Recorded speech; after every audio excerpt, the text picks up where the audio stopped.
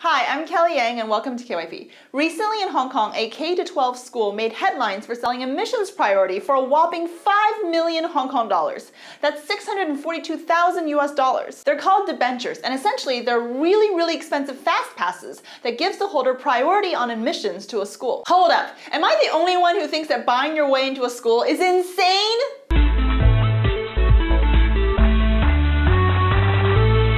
Here's the thing, education is supposed to be a meritocracy. It's supposed to be a vehicle for upward mobility. And in order for it to do that, it has to work fairly. That's why schools should admit based on merit and not on wealth. Now I know, it doesn't always work this way, what with donations and endowments. Last year, billionaire hedge fund manager John Paulson gave $400 million to Harvard. Harvard's endowment is now a whopping $37 billion.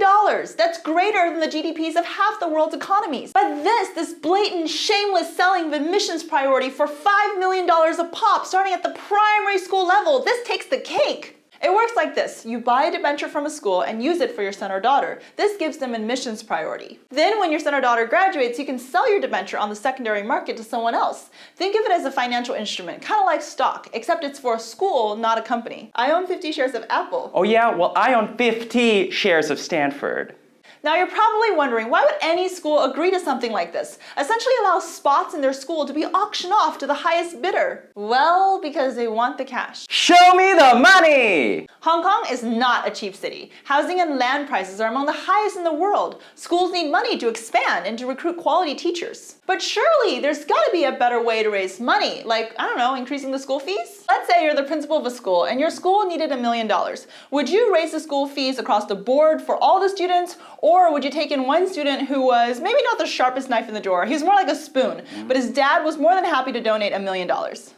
The spoon, of course. I'd take the spoon. Heck, I'd take a couple of spoons. I don't know, maybe the international schools were thinking that too when they created debentures. Maybe they weren't trying to spur meritocracy. They were actually trying to safeguard it in their own extremely distasteful kind of way. The answer depends on how many students are getting in on these debentures. Are we talking 5 or 50? Schools won't say, but I'm guessing the number's not low. The price too has shot up in recent years. Who the heck has $5 million lying around for a debenture? Rich people, that's who! And corporations. That's right, increasingly corporations own debentures, not individuals. Why would corporations want to buy a debenture? To attract important executives to go work there. Think about it, if you're an executive and you have kids, wouldn't you want a job that came with debentures so that your kids can all get into their top choice schools? And if corporations own debentures and issue them out to their executives like Post-its, then effectively over time, won't the corporations own the schools? And if that happens, will education remain a vehicle for social mobility, a way to access a better life? Or will it disintegrate into this corrupt, rigged system in which it's all about the money?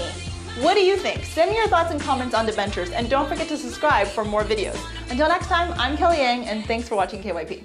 Hey guys, a lot of people think we're just a YouTube channel.